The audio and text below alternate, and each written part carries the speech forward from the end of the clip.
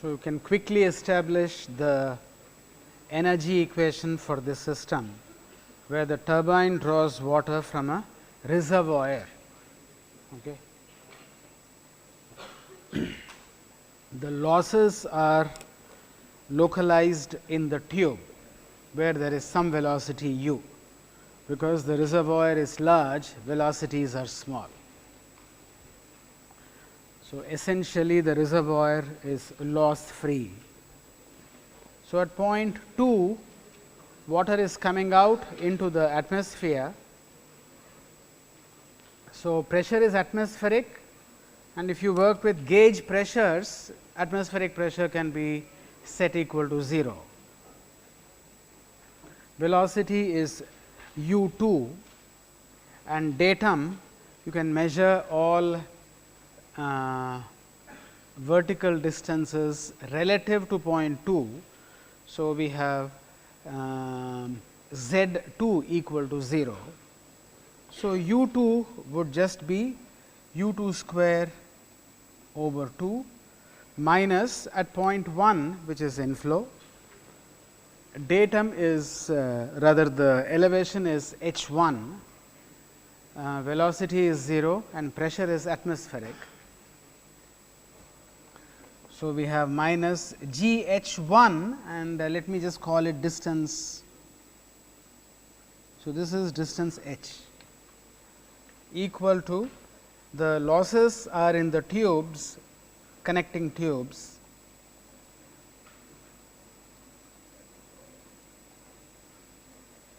minus W s, which is the turbine output.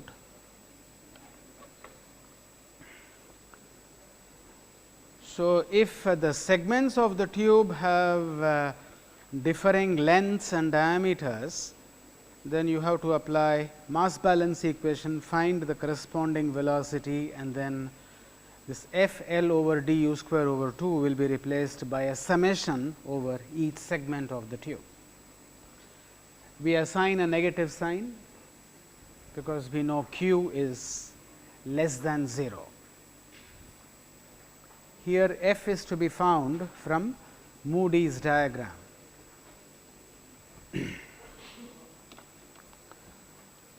So, we notice that there are,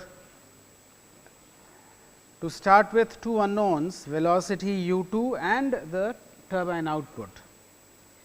So, just rearranging terms, capital W s, which is the turbine output. Now, as per notation, turbine output is positive. So, this is equal to W t equal to g h minus u2 square over 2 minus f L over d u2 square over 2, all multiplied by the mass flow rate, which is rho pi over 4 d square u2. There is only one velocity u2, so you can call it u.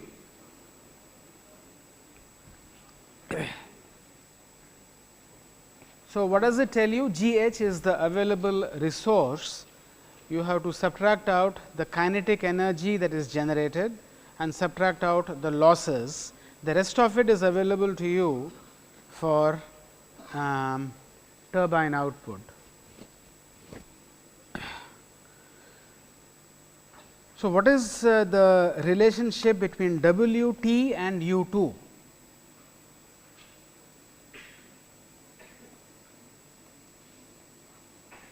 If u 2 is 0, it appears as if the bracketed term, the first term, is a maximum. You have the full resource available to you for u 2 equal to 0. If u 2 is 0, the full resource is available to you, but the flow rate is 0. So, W 2 t is also 0. And at some other point, suppose you keep increasing u 2, you will see that the resource is progressively becoming smaller. G h minus u 2 square over 2 minus f L over d u 2 square over 2 is becoming smaller and smaller. At some point it will also become 0. So, the maximum u 2 for which the turbine will give you some output is obtained by solving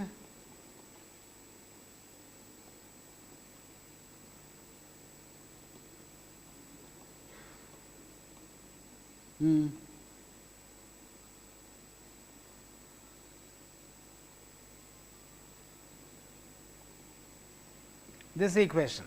So, when you solve this equation for u, you will get the maximum possible flow rate in the tank tube turbine system, but that will produce a minuscule amount of turbine output. So, what is the procedure for solving this equation? You have to guess the value of u, find the Reynolds number, find friction factor, substitute in this equation and find u. Okay. So, that is an iterative procedure. So, to simplify the iterative procedure, we have come up with it is called a bracketing technique. Find u that will give you a positive residual, guess u that will give you a negative residual, and use interpolation to find the correct value or closest value. In practice, you have to do it many times in your exam as well as homework problems. Just do it once, bracket this way, that way, and use interpolation to find a close value, a close estimate of the solution. So, the method for solving this equation or equations of this type, so is to call this E u. So, this is a bracketing technique.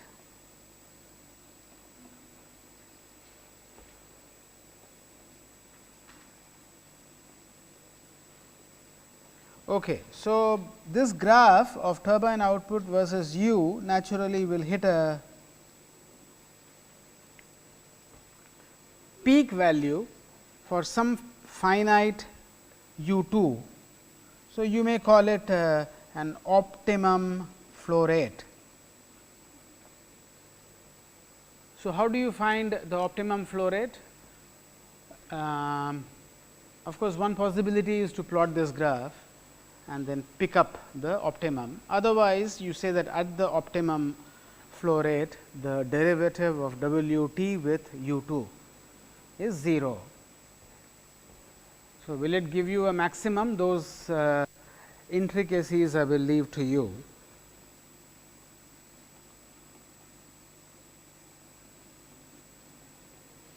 Is equal to 0. So, there are two terms. See, there is a first. So, I will just show you one more intermediate step. I think it will give you G h minus 3 over 2 u square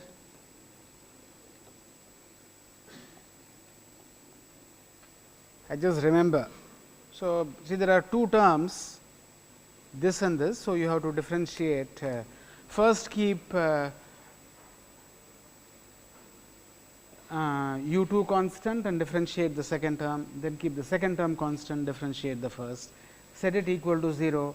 Recall that rho pi over 4 d square is just a constant. So, you do not have to carry it through.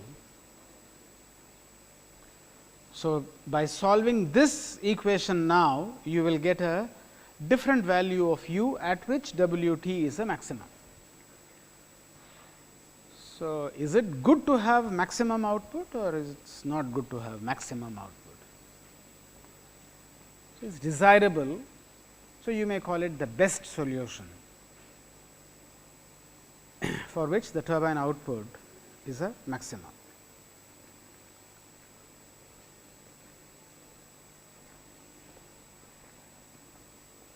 Now, that begs the question, if you are given a system, how can you change the flow rate? It is going to give you some flow rate. So, in practice,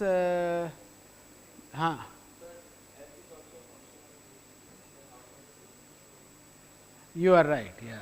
F is a function of u. So, in this expression I have treated f to be a constant.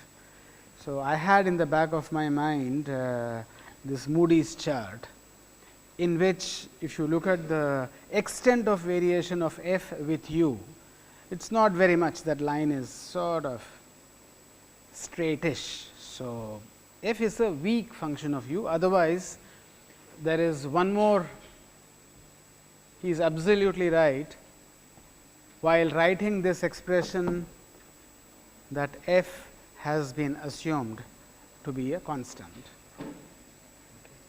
Otherwise, you have to differentiate that f also. Okay, so, in practice there are gadgets that are used to control the flow rate. So, you can control the gadget so that you get the flow rate of your choice. One such gadget, how do you control flow rate in your hostel? Just a valve, right? It's called a valve. Valve is a generic term, like pump. Pump is a generic term. There are thousands of types of pumps. Similarly, valve, there are many types of valves. The one you might have seen has manual control, which just blocks the flow rate. So, for flow control, so let us say this is a tube carrying flow, you just block it, and then flow has to go, it is squeezed through a narrow gap. So, what is the principle of operation of a valve? It blocks the flow in the sense it increases the flow resistance. See, this is an important point, that if you disturb the flow, resistance will increase. If resistance increases, this resistance is like electrical resistance, right? They are all dissipative, that is what we have discussed. It is like Joule heating.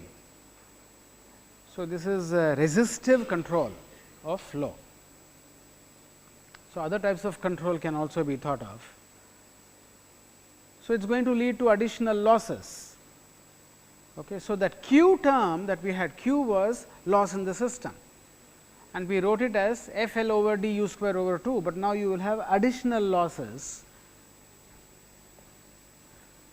So, how much is the extra loss created by a valve? So, that is a point you can study separately, but because a valve is a very common device, experiments have been carried out, analysis has been carried out, and the data is available to you again in handbooks. So, the handbooks will tell you, depending on the valve opening, fully opened, 3/4 opened, half opened valve, how much will be the loss. And the loss, so for a full tube, so this Q is equal to minus F L over d u square over 2. This is the loss taking place in the tube, and you may have one or more valves. You may have many valves, because the reservoir system is massive. So, you will have minus sigma over I equal to 1 2, let us say some m. It is symbolically written as k I u square over 2. So, these k I, these are like friction factor, these are called loss coefficients.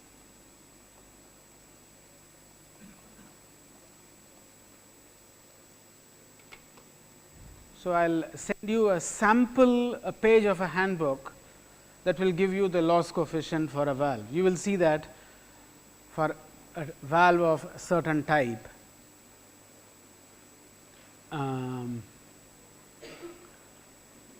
K I is 0.5, for some other valve it is 2. For a very good valve, you do not want losses. So, why? Because the losses will eat away your resource. Okay. You do not want K I to be large. So, for some other extremely well designed valves, it might be 0.1. And you may have several such valves, and this is how you enforce flow control in the system, so that you can operate close to the optimum point. Now, usually it turns out that this F L over D, mainly L over D is very large. L could be 100 meters, 8 kilometers, L is very large, D is still nominal 50 mm, 100 mm. So, this ratio is very large. So, the first term usually is very large. So, these are called major losses, and the second term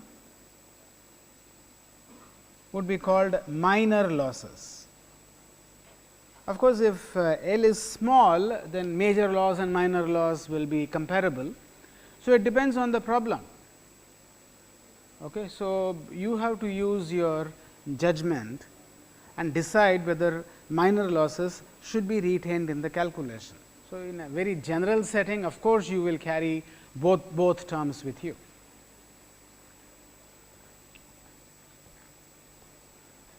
So, if you again if you read the book, it will give you Q equal to minus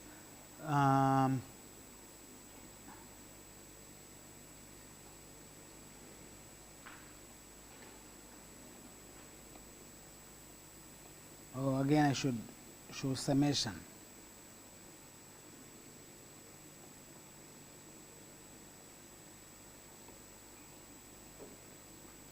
So, this becomes a general expression for losses taking place in a tank and tube system.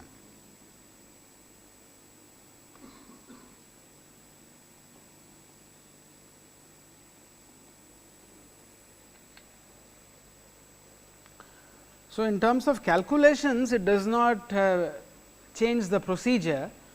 So, guess U, find Reynolds number, find friction factor, substitute in this formula. So, the K I's are all given to you in handbook.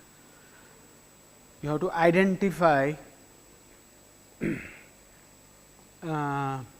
all the values of K I, and then you are in a position to find the, let us say, the turbine output. Okay. Now, just one more comment regarding Moody's diagram.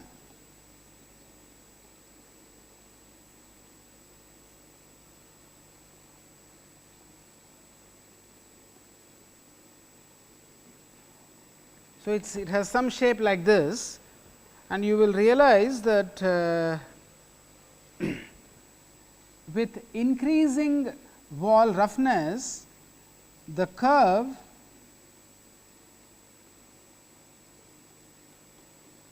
shifts upwards. What is this epsilon? It is the surface roughness. So, if this is the tube wall,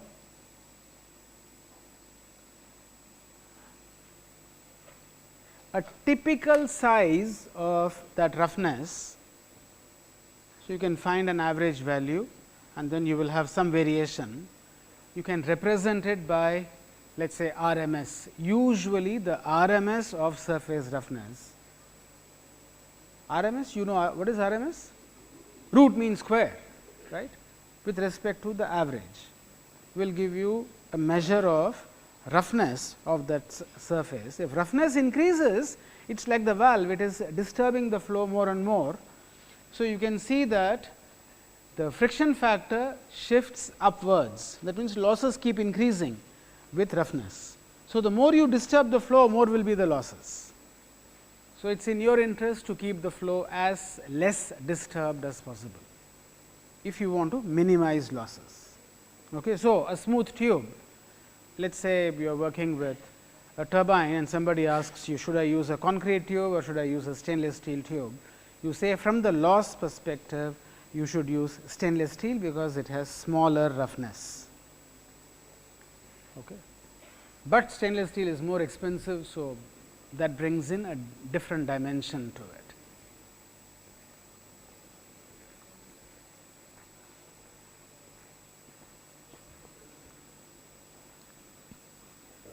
We also said See, this curve on the right is turbulent flow, curve on the left is laminar flow.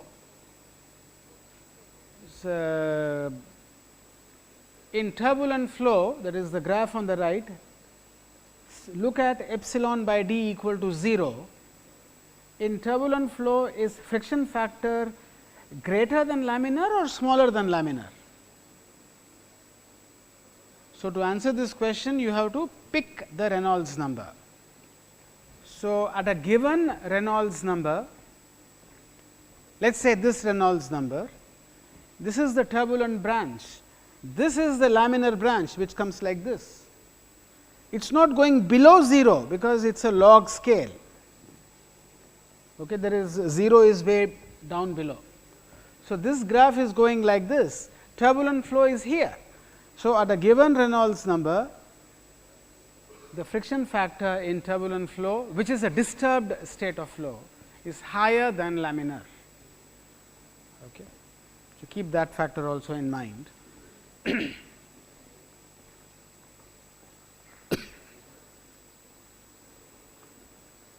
Of course, you can ask, why is it so? Why do we have a disturbed state of flow for a high Reynolds number? So, good question. Now, our global analysis is not able to address a very specialized question of that type. We are just doing an average gross analysis. It is like saying, students in the class are good, but why are those two chaps talking? I do not know. Okay. So, they are still talking. So, that requires local analysis. I have to find out, go to their room and find out what is bothering them. Okay. So, maybe he got a message and he is upset. So, Tata Sky not working, I do not know.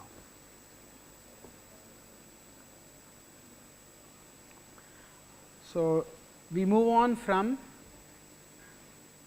a turbine to a pump.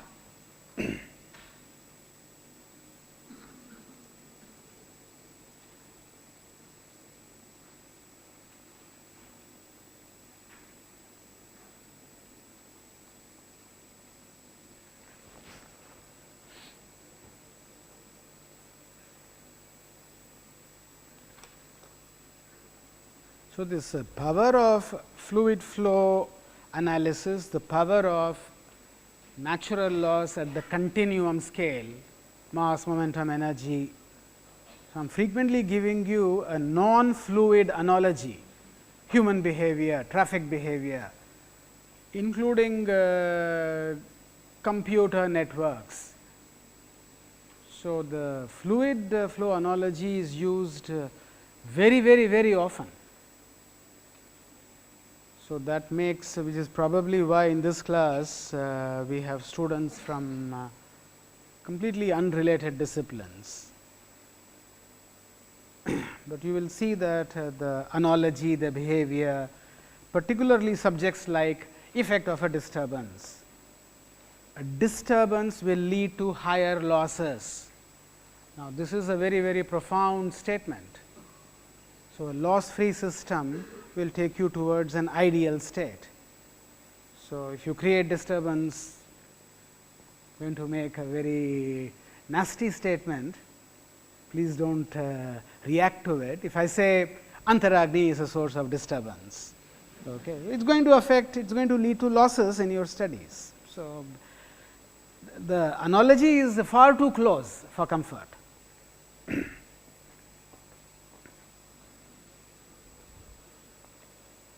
Okay, so, I talked about raising water from the ground level to your hostel level, but I do not know why, because there is some problem in the book which talks about taking water out of a well. So, let us look at that well problem.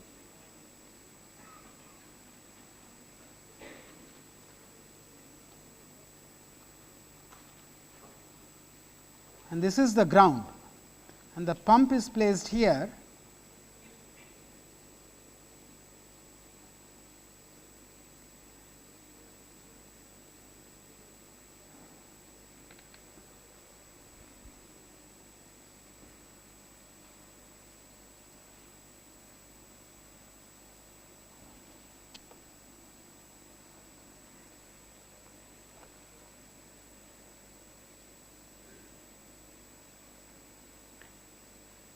So, you can see, I think you understand, though it is not properly drawn, you have a well and there is water level down below, there is a pump placed at the ground, there is a connecting tube.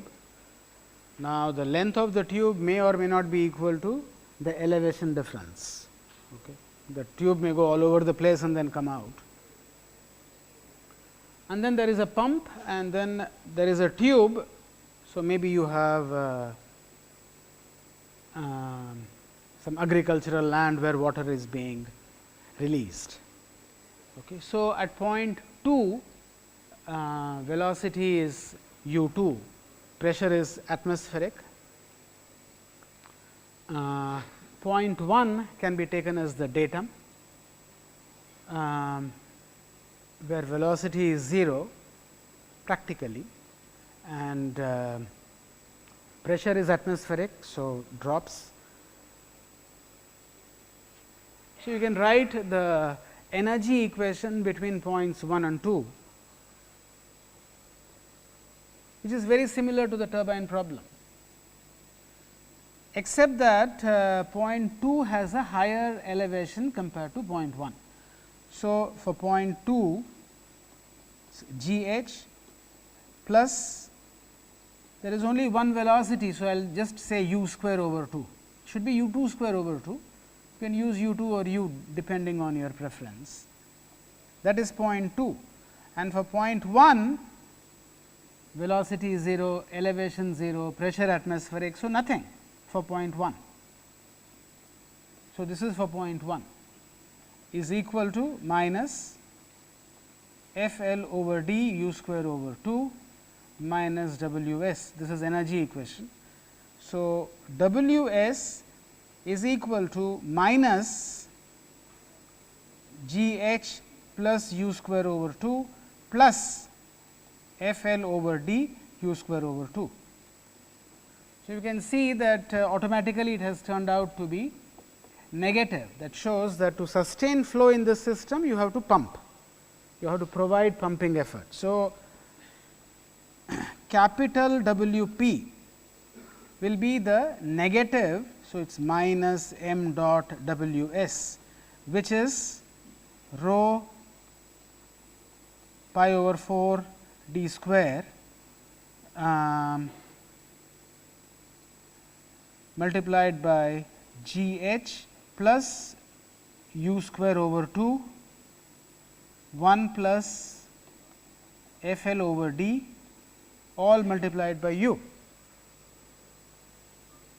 So, this is the expression for pump work, which tells you that you have to put in effort to raise water through a distance capital H, generate kinetic energy in the fluid and overcome losses given by f L over d u square over 2.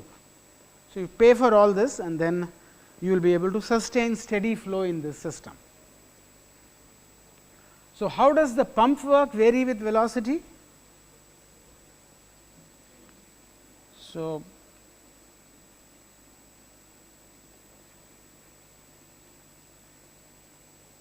it just keeps increasing. There is nothing like an optimum here, right. Particularly, you have a u cube term for large values of u, pump work increases as the cube of velocity. Okay. So, as long as you provide more and more effort, you will be able to pump more and more water out. Okay. So, there is, so in comparison to turbine, which you would like to operate close to the optimum, there is no such optimum here. So, you may have some resource, let us say you bought a pump of some capacity.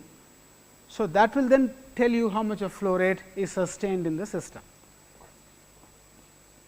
So, suppose W p is given, I tell you that a pump operated by a 10 kilowatt motor, that means the pumping effort is 10 kilowatts. Then you have to solve this equation to find u, which is again implicit in u. So, you have to do the trial and error procedure, bracketing and trial and error, all those. So, I hope you become very familiar with it, do as many problems as you can. So, suppose I give you W p, there are several questions in the book.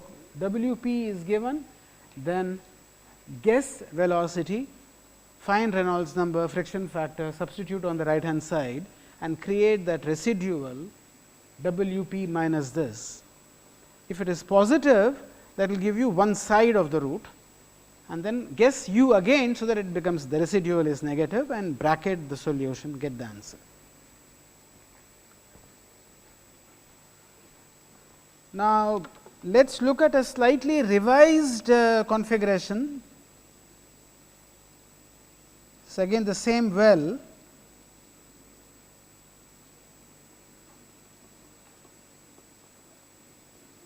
and I put the pump here.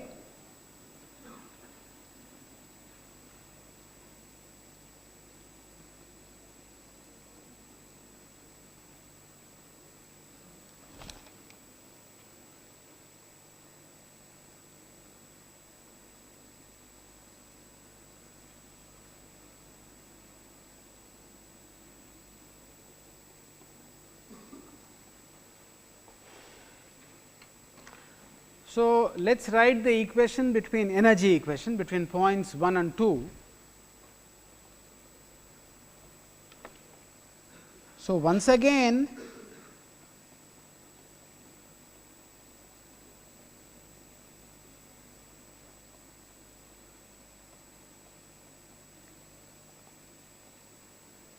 there is no change in the length of the tube, no change in elevation difference between point 1 and 2, you have just changed the position of the pump. So, the energy equation remains the same, the pumping effort also remains the same, there is no change. So, let us call the first one, this is configuration 1, configuration 2, no change in the energy equation. Okay. So, let us look at the third configuration.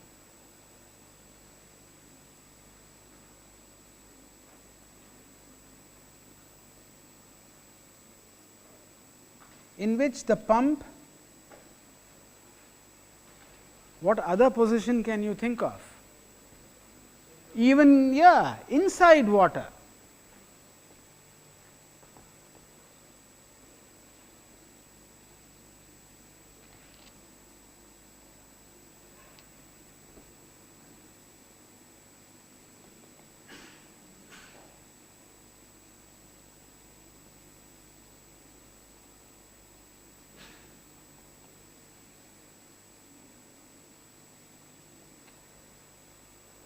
So, let us call this configuration 3 and write the energy equation between points 1 and 2, no change.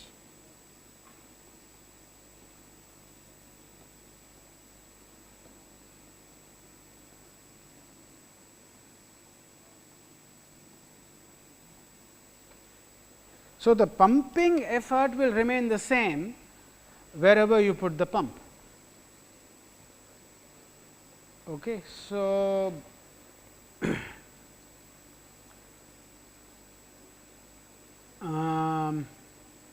but if you look at practice, common practice will avoid configuration number 1 at all costs. Never ever is configuration 1 put in use in an engineered system. Of course, informally, temporarily you may create a structure where you go for configuration 1 because it is convenient, but if you have a well engineered, well thought out, well planned arrangement, configuration 1 is never used. And all engineers who work in this domain will tell you configuration 3 is the best, but then it involves putting an electric motor inside water. So, you have to have the right sealing. Okay. So, you have to make sure that water and the coils of the motor do not come in contact.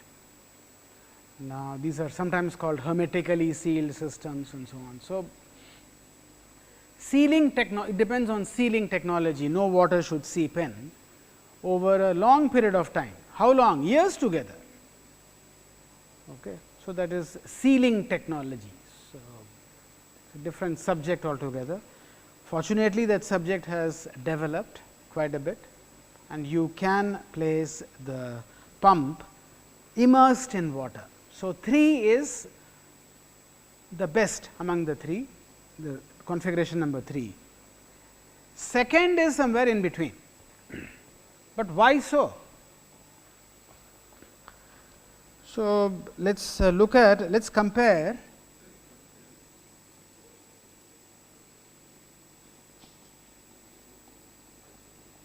one, 2 and 3.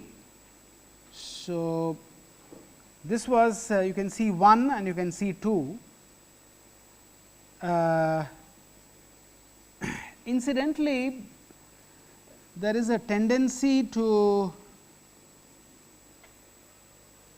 consider point A as the inlet location.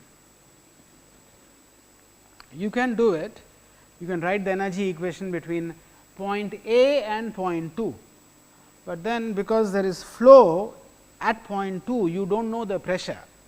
How do you find that pressure? That you will have to find with reference to point 1. So, then you have to write an equation from 1 to A to 2. So, instead of that you can just go from 1 to 2, okay, just avoid point A. So, nothing much is to be gained by using point A as your inlet. It is better to use point 1 where velocity is 0 and pressure is known to you, that is atmospheric. Now, this point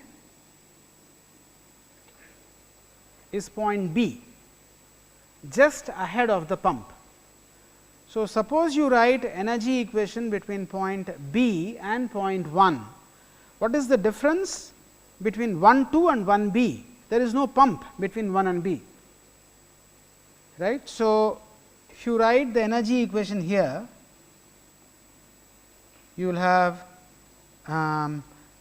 G H plus u square over 2 is equal to, well, at point B the pressure is P B.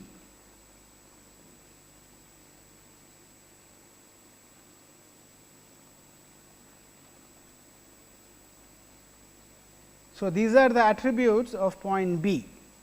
H is the elevation, u is velocity, pressure is P B, and at point 1 velocity is 0, elevation 0, pressure is atmospheric. So, this is equal to minus F L over d u square over 2. So, P B over rho is equal to minus F L over d u square over 2 minus G H minus u square over 2.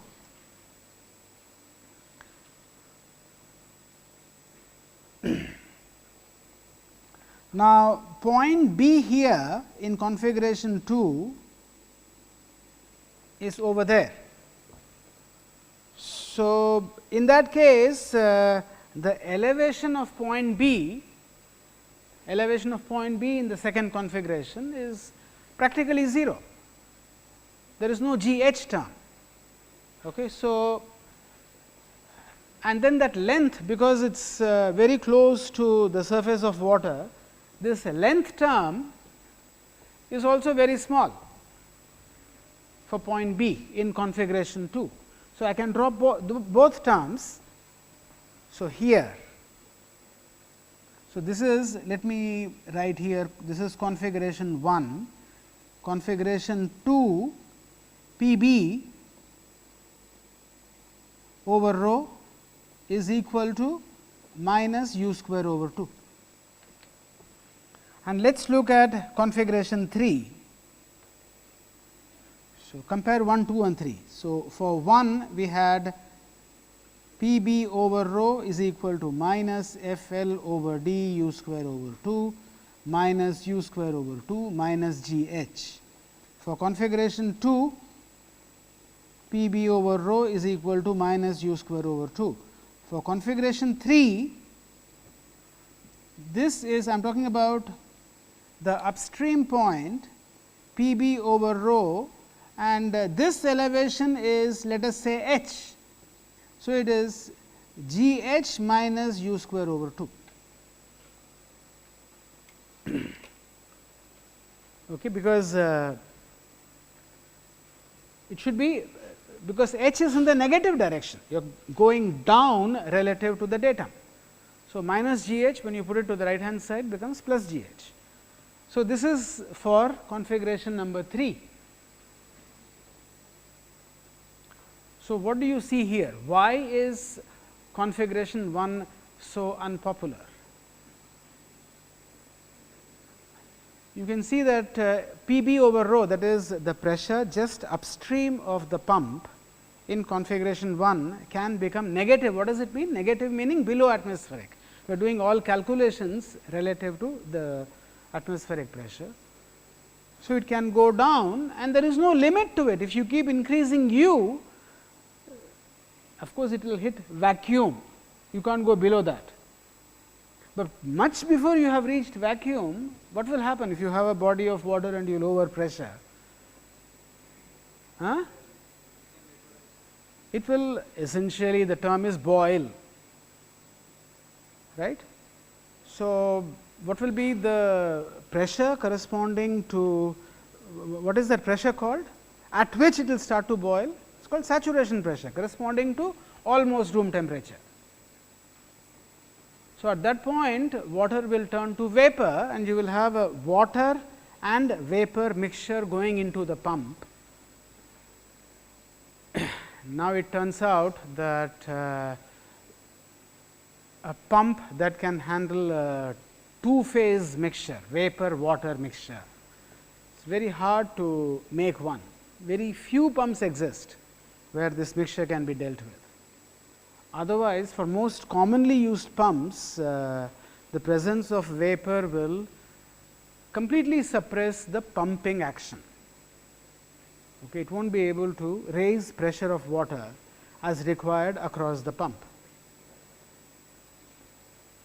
So, in configuration 1, water will boil, bubbles will appear and you cannot pump water. That means, the pump fails as a device, which is why configuration 1 is never used. So, this will lead to, this will boil at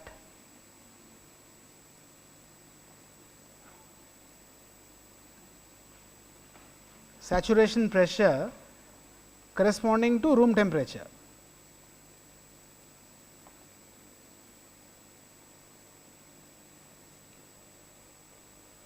Now, configuration 2 is not that bad. If you put in, you have to check the numbers. Okay. You may not lower pressure that much. So, configuration 2 is okay. But in configuration 3, it is positive pressure. There is no question of boiling. You have pressurized the system. Okay. So, that makes configuration 3. So, this is a pressurized system.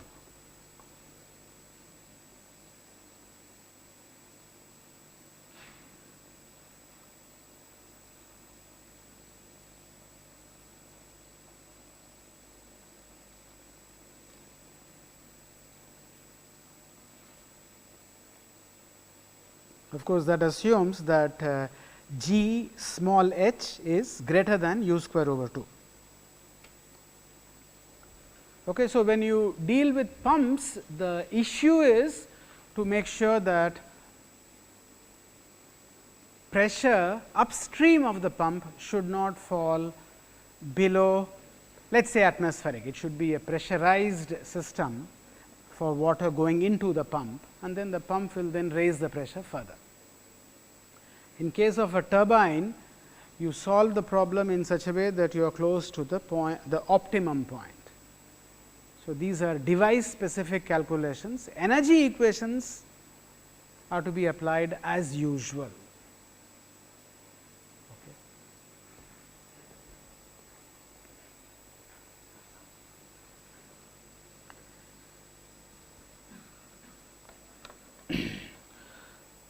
So, what I have not done till now is put numbers.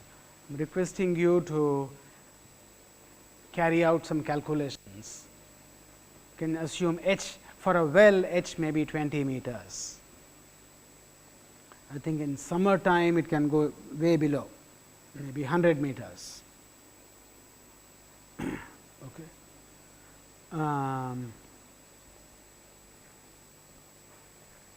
In case of a reservoir, you may have an elevation available to you to the tune of 20 meters to 200 meters, the whole range.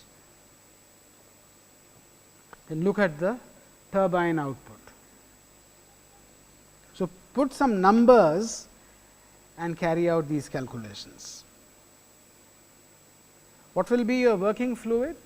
Water at preferably 30 degrees Celsius.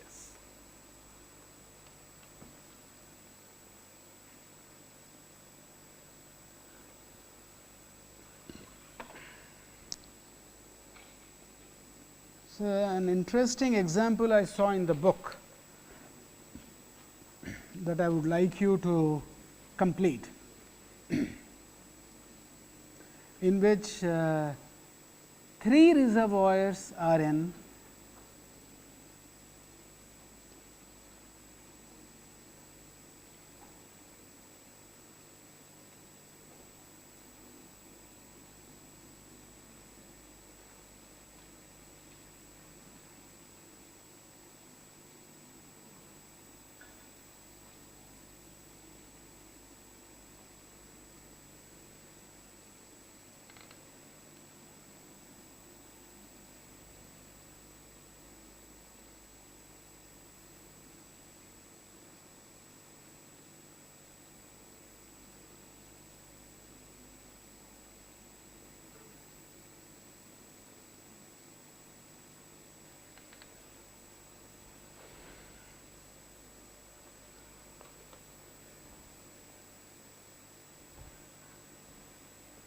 I can hear the bell.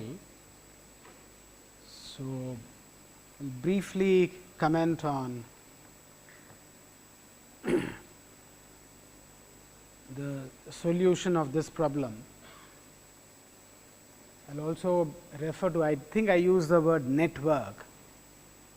So, we will also look at just an introduction to how a flow network can be analyzed.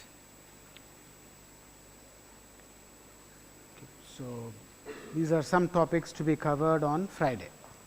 Okay. So, I will see you. Thank you.